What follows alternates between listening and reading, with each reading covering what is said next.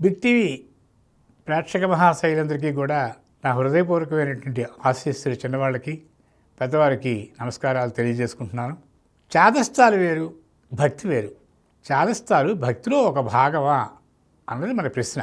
పత్రం, పుష్పం, ఫలం, తోయం, ఈ 4. పత్రం అంటే పత్రి, పుష్పం అంటే పువ్వులు, అది తెలుసు, ఫలం అంటే పండు, తోయం అంటే నీళ్లు.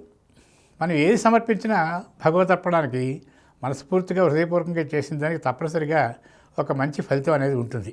అది కాకుండా ప్రత్యేకించి ఒక దేవతా పూజ ఏదైనా మనం ఇంట్లో చేయాలనుకున్నప్పుడు మనం చాలా హంగామా పడిపోతూ ఉంటాం. ముందుగా ఒక మన ఇష్టదైవమైనటువంటి శివుడి ఫోటో మన దేవుని తాలూకా గుమ్మటంలో పెట్టుకొని మనం పూజించాలనుకుంటే అక్కడ మళ్ళీ మన మనసుకి మెరకలుగుతుంది. వెంకటేశ్వర స్వామి కూడా ఈ పక్కన ఉంటే బాగుండు అని ఆ వెంకటేశ్వర స్వామి ఫోటో కూడా ఆ పక్కకి చేరుతుంది. ఆ తర్వాత ఆంజనేయ స్వామి, సీతారాములు అనే ముక్కోటి దేవతల్లోని కూడా ఏ ఒక్కటి కూడా ఆ గుమ్మటంలో మరి మిగలకుండా ఫోటోలతో అలంకరించేస్తాం. అలంకరించేస్తే కానీ మన మనసుకి కుదిటి పడదు, ప్రశాంతత అనేది ఏర్పడదు. సర్వదేవతలు ఒక్కటే. శివాయ విష్ణు రూపాయ శివరూపాయ విష్ణువే శివస్య హృదయం విష్ణు విష్ణువశ్చ హృదయగం శివ. శివుడన్నా భేదం లేదు. ఓం నమో నారాయణాయ అన్నది ఎంత ఫలితం, ఓం నమశివాయ అన్నది కూడా అంతే ఫలితం. తర్వాత వేటికి అవే గొప్పతనం. సరస్వతీమాత, దుర్గామాత, తర్వాత లక్ష్మీదేవి, ఈ మూడింట్లో త్రిమాత నమో నమః. ఇలాగా మన సాంప్రదాయం, హిందూ సాంప్రదాయంలో ముక్కోటి దేవతలు ఉన్నారు. అందులో ఎవరికి పూజ చేసినా సరే చేరేది మాత్రం ఒకటే గమ్యం, భక్తి. దానికి ఏంటంటే శుచిర్భూతంగా మనం అలవాట్లను శుభ్రపరచుకొని స్థలశుద్ధి చేసి మనం ఏదో ఒక కార్యక్రమాన్ని సంపూర్ణంగా సంక్షిప్తంగా, ఇక సంక్షిప్తంగా ఎందుకన్నానంటే బాహాటంగా చేసే పూజకి అలంకారాలు ఎక్కువ చేసుకొని సమయం ఎక్కువగా వృధా చేసుకొని ఆ తర్వాత ఈ శ్లోకాలు అనేవి కూడా తొందరగా చదివేసి ఏవో దీపారాధనలు చేసి 10 మంది పిలిచి మధ్యలో మాట్లాడుతూ చేసే పూజా కార్యక్రమం కంటే సంక్షిప్తంగా మనకు వచ్చిన శ్లోకాలు 2 చదువుకొని ఆ దేవుని దగ్గర కూర్చొని రామకృష్ణ అనుకుంటే వచ్చేటువంటి పుణ్యం అనంతం. ఇకపోతే చాదస్తాలు వేరు, భక్తి వేరు. ఒక వరలో ఒక కత్తికి 2 పదునులు, ఇటుపక్క పదును అటుపక్క పదును. మహావిష్ణువుకి జ్యేష్ఠాదేవి, మహాలక్ష్మి భార్యలు. లక్ష్మీదేవిని ఆరాధించాలంటే జ్యేష్ఠాదేవి పక్కకి తెలిగిపోవాలి. జ్యేష్ఠాదేవి ఎప్పుడైతే ఉండిపోయిందంటే లక్ష్మీదేవి అక్కడ నివసించదు. ఈ ప్రకారంగా ఈ 2 దారుల కత్తికి ఏంటవుతుందంటే మనం శంఖ పెట్టుకుంటే తప్పనిసరిగా అది ఆ ఫలితానికి, పూజకి ఫలితానికి రాదు. ఏ శంఖ ఉండకూడదు. కాబట్టి చేదస్తాలు వేరు. అలా వాళ్ళు చెప్పారు, వీళ్ళు చెప్పారు, ఈ ప్రకారంగా చేయాలి, ఆ ప్రకారంగా చేయాలి, ఏదో వ్రతము, పూజా పురస్కారాలు ఈ విధంగానే చేస్తే అది ముక్తిని మనం పొందుతాం, లేకపోతే మనకి పాపం వస్తుంది. ఇలాంటివన్నీ కూడా పక్కనుండేటువంటి సమూహాల మీద, సమూహం తాలూకా మాటలు మనం విని మన హృదయంలో అవి నాటుకొని దానికోసం మనం హైరాణ పడిపోతూ ఉంటాం. ఎక్కడ ఏది తప్పు అనేది ఉండదు. శ్లోకం సుస్పష్టంగా చదవాలి, చక్కగా ఆవునెత్తు దీపం పెట్టాలి, పూజా పునస్కారం చేసుకోవాలి. ఒక్క 10 నిమిషాల్లో మనకు ఉండేటువంటి భక్తిభావంతో పత్రం, పుష్పం, ఫలం, తోయం. కాబట్టి ఏదో ఒక నైవేద్యం పెట్టాలి. ఏమీ లేనప్పుడు కొంచెం నీళ్ళైన దారాదత్తం చేసి 2 పువ్వులు వేసి మన ఇష్టకామ్య సిద్ధికి మనం ఒక నమస్కారం చేసి మన కార్యక్రమాన్ని విడిపోవడం మాత్రం చాలా మంచిది.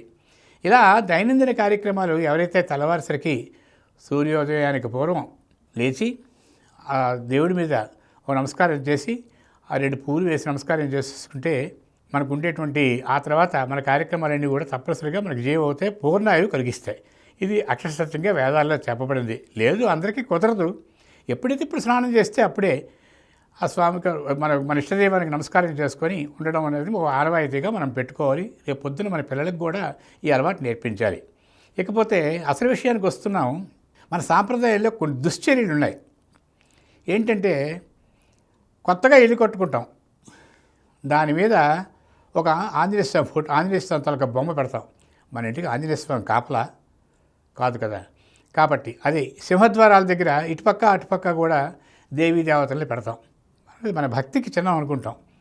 తర్వాత ఏంటంటే గుమ్మల్లో తలుపులకి పెద్ద వినాయకుని తాలూకా ఆకృతికి సంబంధించిన ఒక వినాయకుని తాలూకా ఫోటోలు కూడా కొంతమంది పెడతాం.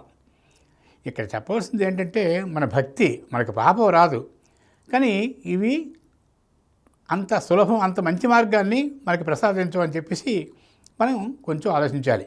ఎందుకంటే ఏదైనా దైవం ఉందంటే అది ప్రతిమ రూపంలో ఉంటుంది. అంగుష్ట ప్రమాణంలోనే ఉండాలి ఏ దైవం అయినా సరే. మన ఇంట్లో పూజ చేసుకోవాల్సిన విగ్రహాలు కూడా అంగుష్ట ప్రమాణం, చిన్నవే ఉండాలి. శివలింగం అయితే ఇంతే ఉండాలి. దేవుడి దగ్గర ప్రతిమలు కూడా ఇంతే ఉండాలి. అవి కాకుండా పెద్ద పూజ చేస్తే దానికి భోగరాగాదులు వగైరా అనేవి చేయాలి. కొన్ని ధర్మాలు ఉన్నాయి, ఆ ప్రకారంగా పాటిస్తేనే వాటి విలువలు మనకు వస్తాయి. దాని తాలూకా ఫలితం మనకు దక్కుతుంది. కాబట్టి అంగుష్ట ప్రమాణంలో లక్ష్మీదేవి కానీ లేకపోతే శివుడి బొమ్మ కానీ ఏదో ఒకటి మనం పెట్టుకున్నామంటే అంగుష్ట ప్రమాణంలో ఒక వెండి పళ్ళెల్లో పెట్టుకొని దానికి ఇంత అభిషేకం చేసి ఏదో నైవేద్యం పెట్టుకోవడం జరగాలి. ఇకపోతే మనం చేసేటువంటి కొంత ఒక వ్యర్థమైనటువంటి ఒక పని ఏంటంటే, చాలామంది వ్యాపారస్తులు ఏం చేస్తారంటే వాళ్ళ ఇష్టదేవతల పేర్లు, ఒక బట్టల షాప్ ఉందనుకోండి, ఆ బట్టల షాప్ మీద ఆ కవర్ల మీద వాళ్ళ ఇష్టదేవం వెంకటరమూర్తి తలక ఒక బొమ్మను ప్రింట్ చేస్తారు. జాయ్ వెంకటేశ్వరాయ నమః అంటారు, ఓం నమశివాయ అని ఉంటుంది. ఇలా రకరకాల విఘ్నేశ్వరుడు, వెంకటేశ్వర స్వామి, ఈ ప్రకారంగా బట్టల షాప్ వాళ్ళు కవర్ల మీద, తర్వాత శుభలేఖల మీద కూడా రామచంద్రమూర్తి, ఇవి తర్వాత ప్రతి ఐటమ్ జీలకర్ర అమ్మేటువంటి ఒక పొట్లం మీద కూడా దేవుని తాలూకు బొమ్మలు పెట్టడం అనేది మాత్రం ఆనవాయితీ అయిపోయింది. ప్రతి దానికి ఒక స్టిక్కరే. ఇలా మన హైందవ సంప్రదాయంలో ఇది చాలా తప్పు ఉంటుంది. ఎందుకంటే లోపల ఉన్న పదార్థాన్ని మనం తీస్తాం కానీ బయటున్న ఆ కవర్ని మనం పరేస్తాం. దాని మీద ఏ చిత్రం ఉంది ఏ చిత్రం లేదని మనం అనుకోక్కర్లేదు. ఆంజనేయ స్వామి, వెంకటేశ్వర స్వామి, తర్వాత పార్వతీ పరమేశ్వరుడు, రామచంద్రమూర్తి, తర్వాత అనేక రకాల దేవుళ్ళ ఫోటోలు కూడా అన్ని వ్యాపార కేంద్రాల్లోనూ కూడా సంచుల రూపంలో మనకు వచ్చేస్తున్నాయి, కవర్ల రూపంలో వస్తున్నాయి. కిరాణా సామాన్లలో కూడా లక్ష్మీదేవి వరినోకని, లక్ష్మీదేవి సరస్వతీదేవి గోధుమ పిండని, ఇలా రకరకాల పదార్థాలు ఇవి వస్తే పర్వాలేదు. ఇంకా అలా తారాస్థాయి చేదస్థంగా ఇంకో అయిపోయి ఏంటి అయింది. ఇంకా పక్కదారి పట్టడం ఏంటంటే శ్రీకృష్ణ వైన్స్ అని కానీ, హనుమాన్ మటన్ కేంద్రం అని కానీ, ఇవి ఎంతవరకు సమంజసం మనం కొంచెం ఆలోచించుకోవాలి. ఇకపోతే అక్కడ పెట్టడం, అపరిశుభ్ర వాతావరణంలో దేవుడి పేరు పెట్టడమే తప్పు. తర్వాత ఏంటంటే ఈ కవర్లు ఇలా వాడడం, ఈ కవర్లు వాడిసింది ఏం చేస్తాం, డస్ట్బిన్లో వేస్తాం. ఒకటా రెండా, మనం వీధిలోకి వెళ్తుంటుంటే దారి పొడవునా ఈ చిరిగిపోయిన కవర్లతో మనం పట్టుకొని వెళ్ళిపోవాల్సి వస్తుంది. కొన్ని లారీల కింద కనిపిస్తాయి, కొన్ని బస్సుల కింద కనిపిస్తాయి, కొన్ని కాలువలు పక్కన కనిపిస్తాయి. మనం నడుచుకున్నప్పుడు దారిలో మన కాళ్ళ కింద పడిపోతుంది. ఇలాంటి ఈ వికృతి చేష్టలు మాత్రం దైవానికి మాత్రం మనం పెట్టకూడదు.